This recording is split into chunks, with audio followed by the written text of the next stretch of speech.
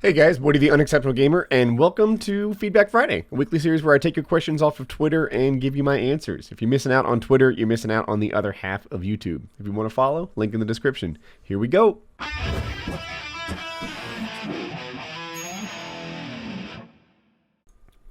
Xbox One online check every 24 hours. So I suspect he wants me to talk about this. I think it's clumsy. I think it's overly clumsy. I don't know why it has to be like that, and I don't see the major advantage that Microsoft is getting by making you log in every 24 hours, even on single-player games. By doing it every 24 hours instead of a constant connection, that's a good thing, right? Because like we've seen with what just released and did poorly, SimCity, and the servers weren't ready for that kind of load, and if it failed when you first logged in, there was this big problem. But if it's every 24 hours, then it should work mostly, but why does it have to be like that? What if you want to take your Xbox to your grandmother's house or something like that while you're out and about? It's just too much. I use other like cloud service type things, bad aim right there, and they make me check in every 2 weeks. It's Adobe stuff, Adobe Premiere Pro. I think I need to check in every 2 weeks, or it might be every 30 days, and then it just keeps on working, even if I don't log in. And I still have to keep it paid. I'd pay for it every month, but it's not such a big deal to pay for it, or for it to be connected to the internet every so often. It works for me. But Xbox One every 24 hours, people have a bad taste in their mouth from, say, EA's gaming experience, and they're sensitive to it, and I don't know why the check has to be as frequent as it is. And Microsoft hasn't really explained why the check is there at all. Is it an anti-piracy thing? And if it is, that's okay, but I just wish they explained it and why they can't do anti-piracy with a check every 2 weeks or every week instead of every day. What, in your opinion, is the biggest mistake Microsoft has made with the Xbox Don't Buy One? I haven't heard that before. That's clever. By far, it is the topic of conversation. That's what they're doing so wrong. So some of their policies aren't incredible. For example, loaning games. I don't really loan games to friends. Like, that's just, I don't know. Maybe it's because my gaming friends don't live near me, but I don't send discs over to their house. Maybe that's a big deal for you. But you have to be on the friends list for 30 days before you can lend it to a friend. That's not so horrible, but, it's a problem for them. You have to log in every 24 hours. Really, that seems a little too frequent for me, but it's not the end of the world. I use other systems where it requires me to have an online connection so that they confirm that I didn't steal stuff, and that's okay. It's Adobe Creative Suite, like I used to make videos, so I think I need to log in once a month, and then that makes sure that I'm actually a paid customer. I don't know why Microsoft can't do once a month, but instead, no, they have to do it, every single day they check to make sure I'm a paid customer. Back off, baby. What if I'm taking my Xbox to my grandma's house and want to play it there? Every day I need to connect. It sucks. It's not the end of the world. I mean, for me, it'll probably never be a problem. I rarely travel with my Xbox, and it just stays connected to the internet. But what Microsoft is really doing wrong, their biggest mistake, is they're not controlling the conversation. They're presenting stuff that their core audience doesn't even care about, like TV and sports, and all we are talking about are the aspects of gaming that they made worse, like digital rights management. Microsoft needs to be talking about how awesome stuff is going to be. They need to show incredible new games and titles and stuff that's going to get us excited about having an Xbox One. Instead, all they're showing us is stuff that makes us look at the PS4. That's their problem. Tell us what's good about your system. What is your opinion of kids this generation compared to other generations? Oh boy. Yeah, here we go. So, traditionally, every generation thinks that the one after it is terrible, right? They thought that about mine when I was young, and they think that about you guys now that you're young, and that's just, it's like a cliche. But I'll try to be a little more open-minded. What's good about the current generation is I feel like a lot of them have a mental toughness, a thick skin, but because of the internet being there 24/7, they are raised dealing with like Facebook and social media and all this stuff from the get-go, and they're able to sort of compartmentalize it, not worry about people who are negative effect on their lives oftentimes. Like you guys deal with more than just the people right in front of you, like I did when I was growing up. So that enables like a certain kind of mental toughness that I didn't have to have.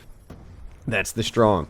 On the weak, my observation has been that this generation like has high expectations with regards to being catered to and babied that you know, my generation didn't have. You know, like if I was whatever, like the world around me owed me nothing growing up, and I was lucky if it even noticed me. Like that was my thought process. Whereas like it seems like the thought process of the people now are very much, you know, I want this from you, I want that from you, I expect, you know, this or something else, and that's a change. It could even be a positive, you know, having high expectations and demanding of those around you, or it could be a negative where, you know, people push back and say, you know, listen, kid, you know, that it's not your place to ask for this or that from the world. We'll see. You know, I know one thing: if you don't ask for stuff, you rarely get it, and maybe this will work out well for this generation. In 10 years, we'll find out. What videos are the most fun to make? Not counting viewer response, etc., just production. Oh, by far the song parodies. I have a... when I make them, it's usually pure inspiration, right? Like, you know, I hear a song and it's writing itself in my head, and I'm just, you know, all about it. Like right now, this is the song I want to make. I heard this chorus, and now, you know, that chorus is stuck in my head with my new lyrics, and like that's what happens to me when I write the song parodies. So those are really, really fun to make. The problem is, you know, I'm making them when inspiration hits and not like on a schedule or anything like that. So of course they're fun. You know, it's always a blast to do what you feel like doing. And you know, when I'm making the music stuff, it's because I feel like making it at the time. Also, I usually grab like viewer clips and turn it into a montage and stuff like that. And that process can be kind of enjoyable too, right? You know, the editing is a little more intricate, and I speed things up and slow things down. And one of these days, I'd love to make a montage that syncs to music. I think that's really impressive to me when people do it. And I know how. I just haven't done that. So yeah, that would be a fun thing. But yeah, the music videos, the music parodies that I make are by far the most enjoyable videos that I make for me. Woody, do you have any hope that this year's Call of Duty will be any better than the last Infinity Ward game, Modern Warfare 3?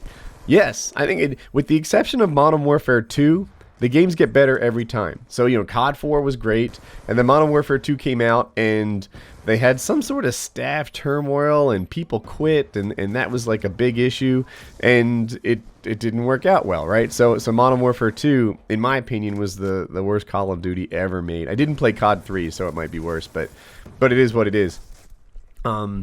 But then I thought Modern Warfare 3 was better than Modern Warfare 2. You know, I've said this before, so I'll say it and fast forward. Like, if you look at the weapon balance issues in Modern Warfare 3, Modern Warfare 2 was even worse. People just don't talk about it. The noob tubes were so bad. Commando was so bad. People don't even talk about how the UMP and the ACR were the best weapons in that game. So, yeah, they'll get better.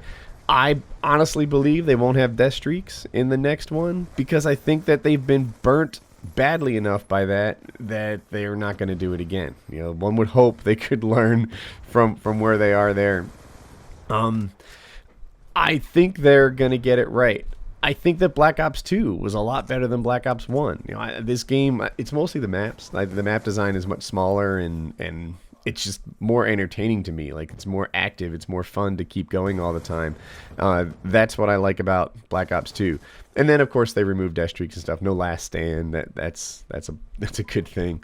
So, do I think that it's going to be better? Yes, I do think it's going to be better. Do I think that you'll like it if you don't like Black Ops 2? Not for long. I don't think so. I think that if Black Ops 2 is not your cup of tea, then COD Ghost might not be either. You know, they're not turning it into Halo. They're not turning it into something that you haven't seen before. They're going to release another COD using guns that play very similar to the one we have here. It is a next-gen console, so it will probably look better than we've ever seen, but it's going to play a lot like what you've already seen. That's my prediction. Growing up, what was your relationship with your father like, and how does it impact yours with your children? So, my dad worked a lot. A lot. I've seen my dad work 60 hours in 3 days, right? That's a lot.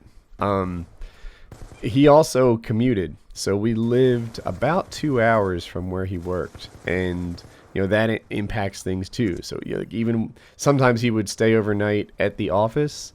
And even when he didn't, he he would leave at 6 a.m. and come home at midnight. And while he was home that night, it was effectively not home in terms of the parenting work he was able to do. I didn't really connect with my dad and get close until I started working as I'll say junior accountant in his office. Once I started working with him, I really got to know him, and you get to see him with his peers and he owned a small accounting firm, and the people that work for him, and all of a sudden, I knew my dad, right? Because I knew my dad, at the office, and that added a lot to the relationship. How did it impact me as a dad? Well, I look at it. There are some lessons learned in there. I try to be more available for my kids than that. I tried not to work 2 hours away from home and stuff. So yeah, there it is. My dad's a really good guy, but he was such a hard worker. His work was his passion that he wasn't home all the time. So that's what that was like.